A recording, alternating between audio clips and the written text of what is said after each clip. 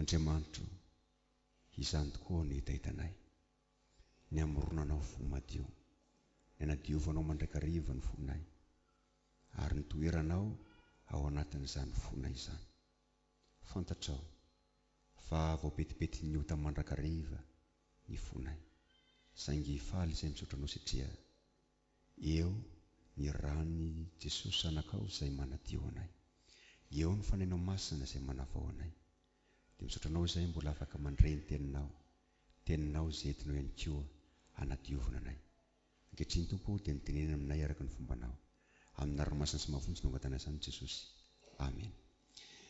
Ny tenin'Andriamanitra izay hitondrana fampaherezana ao antsika manoloana ny fiomanantsika amin'ny fandraisana fanasan'ny Tompo dia hitantsika ao amin'ny Matio 5. Matio 5 ka ny andininy 9 ihany. Matio 5 andininy 9 ihany. Vakinana ran Jesosy zany. Sambatra ny madio apo fa izy no ahitan'Andriamanitra. Amen. Sambatra ny madio apo fa izy no ahita an'Andriamanitra. Matoa isika makany amin'ny toerana anankiray, amin'ny tokantrano anankiray, ny fikatsahantsika dia tsy hoe hifankahita fotsiny amin'ilay tokantrano izay vangentsika, fa ny sy ny firaisana velona eo amintsika sy eo amin'ilay olona izay vangentsika. Raha misy ihany koa tsika miteny hoe ianao ve efa nahita ny Fort Dauphin? Ianao ve efa nahita ny Diego? Tsy fahitana maso ihany no lazana amin'izany, fa fitoerana ao amin'ilay toerana mihitsy, na maharitra zany na vetivety zany.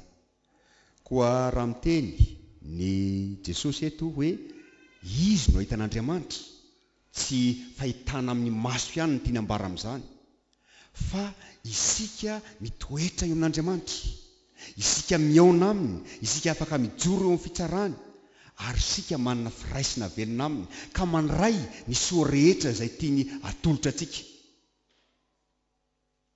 Sambatra madio apo hoy Jesosy eto, fa izy no ahitan'Andriamanitra, izy no hiaona amin'Andriamanitra, izy no hijoro, afaka hijoro eo anatrihan'ny fitsaran'Andriamanitra, izy no afaka higioka ny soa izay tian'Andriamanitra atolotra azy. Ny madio apo. Ny soratra masina dia maneho fa ny fotsika dia maneho ny mahaizantsika manontolo, maneho ny sitrapo, maneho ny fikasana, maneho ny toetrantsika ihany koa azy. Io no mahatonga ny Jesosy milaza hoe ny habeny ao am-po no hitenenan'ny vava. Soratra masina ihany koa milaza fa izany fotsika izany dia maloto, voapetipety ny ota, ny fitiavana ny zavatry ny tany, io no manjaka ao. Ny tsy fitiavana, ny fankalana, izany no manjaka ao. Ary io no nahatonga ny Davida nangataka araka ny hira izay noiraintsika teo hoe amorony fo madio ao Andriamanitra, satria fantany fa voapetipety ny ota ny fony, ka nanjaka teo aminy ny fitiavan-tena. Andriamanitra no fitiavana dia manadio antsika. Naniraka ny Jesosy izy hitondra izany fanadiovana izany, ary araka ny tenin'Andriamanitra izay efa norenesintsika teo, ny raha izay nalatsaka Jesosy teo amin'ny hazo fijaliana, io no manadio antsika. Ary izany raha nalatsaka Jesosy izany dia mbola anteriny, atolony antsika eo amin'ny fandraisana fanasan'ny Tompo. Ka ilazany hoe ity ny tenako, ity ny rako izay alatsaka ao anareo famelan-keliko. Ny rano Jesosy no manadio ny fotsika. Ny anjarantsika manoloana izany dia miaiky fa maloto isika. Ny anjarantsika manoloana izany dia mitondra ny fomalotontsika eo amin'ny Jesosy. Misy ny olona izay mihevitra fa madio izy ka tsy mila sasana. Dia Jesosy milaza hoe tsy ny finaritra ny mila mpanao fanafody fa ny marary. Izy taona rehefa hariva ny andro dia manontany na izaho na ramatoa amin'ny zanakay, efa ny sasa, efa madio ny tongotray fa tsy mila sasana intsony, aseho iary. Io fa aseho mbola maloto ny tongony, malaina andeha hisasa amin'ny fotoana sasany. Andriamanitra mitaona antsika hiaiky tokoa fa maloto isika ary anina etaeta hiala amin'izany falitony izany.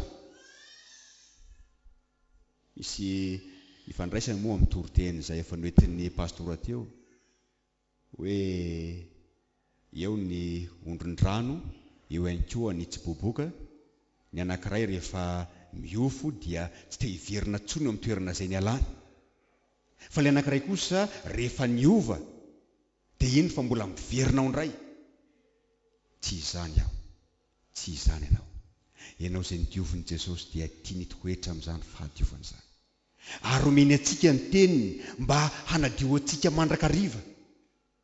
Io nambaran'i Jesosy, ary averimberina amintsika izany isaka ny alahady, isaka ny toriteny ny pastora hoe ray masino manamasina azy amin'ny fahamarinana ny teninao ny fahamarinana. Kanefa omen'Andriamanitra ihany koa ny tena mandran'i Jesosy eo amin'ny fandraisana fanasany tompo mba hanadio antsika. Ho anao toko izay mahatsapa fa maloto ianao, tonga ho anao Jesosy hanadio anao mba hahafahanao mitoetra eo akaikin'Andriamanitra, satria ny tenin'Andriamanitra dia milaza fa tsy afaka mihaona amin'Andriamanitra isika raha tsy mahazo any fanadiovana izany. Ny antony dia satria ilay Andriamanitra izay tompontsika dia Andriamanitra marina, Andriamanitra masina. Io izany tsy afaka mihaona amin'ny olona izay tsy mbola voadio. Isaorantsika nefa izy, fa noho ny fahasoavany dia manadio antsika izy amin'ny famelana ny helotsika. Izany famelana ny helotsika izany dia seho indrindra eo amin'ny fandraisana fanasany tompo, ka hanoloran'i Jesosy antsika ny tenany ary hanolorany antsika ihany koa ny rany izay manadio antsika. Ny anjarantsika dia mahatoky izany fahasoavana izany. Miaiky ny tsy fahamendrehantsika, mitondra ny fahalotoantsika eo aminy, ary manaiky ihany koa ny fanavaozan'ny fanahy masina. Ezekela mpaminany dia nampitondran'Andriamanitra hafatra hoe omeko fo vaovao ianareo, omeko fo vaovao ianareo, ary ahafahan'ny olona manaraka ny sitrapon'Andriamanitra, manaraka ny didiny, dia omeny azy ny fanahy. Raha niezaka ny tenantsika dia tsy afaka hiala amin'izany falitony fotsika izany tsika, fa isaorantsika Andriamanitra fa omeny antsika ny fanahy masina izay manavao antsika mba hahafahantsika mitoetra amin'izany fahadiovana izany. Io izany dia samisalasala mahatoky ny fahasoavan'Andriamanitra izay manadio antsika, izay manavao antsika, izay mampahery antsika ka hahafahantsika mahita an'Andriamanitra. Ny fahitantsika an'Andriamanitra tsy raritra ihany, tsy amin'ny fotoana izay eonantsika azy eny amin'ny rahololanitra ihany, fa ankehitriny dia afaka mihaona aminy isika, satria Jesosy dia milaza hoe ny fanjakan'Andriamanitra anie dia ao anatinareo. Mila miomana isika mba hahita tokoa an'Andriamanitra, mba hampitoetra azy tokoa ao anatin'ny fotsika, ka ny vorongom-pahotana izay mahatonga antsika tsy hahita azy dia angatahantsika amin'i Jesosy mba hisorona izany. Ny fankahalana sy tsy fitiavana ny namana, hisorona izany, hisorony Jesosy izany. Malahelo aho tompoko, fa misy ny famelan-keloka izay atao eto amin'ny fiangonana, dia misy ny olona mifanatona mangataka aminao mba hamela ny heloko, nefa tonga aoriana izay mitohy ihany ilay fankalana ny namana, mitohy ihany ilay fahatopo.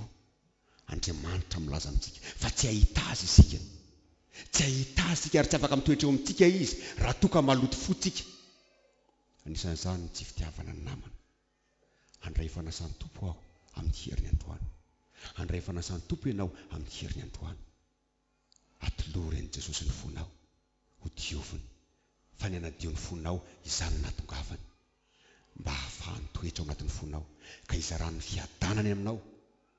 Satria ny olona izay honenan'ny tompo, ny olona izay mahita an'Andriamanitra, izy ny manam-pifaliana, izy ny manam-piadanana. Dia ny fanahy masina ny taritalina antsika ka hahafahantsika mitoetra amin'izany fahasoavan'Andriamanitra any, mba hahafahantsika mahita an'Andriamanitra amin'ny fiainantsika rehetra. Dia voninahitra ny ako n'Andriamanitra resaka ny fanahy masina izay azy hatrany indrindra ka ho azy mandrakizay. Amen. Mivavaka isika. Mahafaly ny Andriamanitra ny mandre ny teninao izay maneho fa na dia maloto ary izay tsy ny hanameloko anay manoloana izany falitona izany natongavan'i Jesosy anakao, fa ny hanadio anay. Tombo, aza vela hanafina ny falitonay izay, aza vela hitsara vela tsy eo anatrihanao izay, fa tao amin'izay hiaiky tokoa ny tsy famindrenay, ary tao amin'izay hanolotra anao ny fahotana rehetra, ary andray kosa ny fanavaozany ny fanenao masina, mba hahafahanay mahita anao amin'ny fiainanay manontolo, ary ahitany manodidina anay ihany koa fa efa nandray anao izay. Amin'ny anaran'ny masina sy mahavonjy nongadana izany Jesosy. Amen.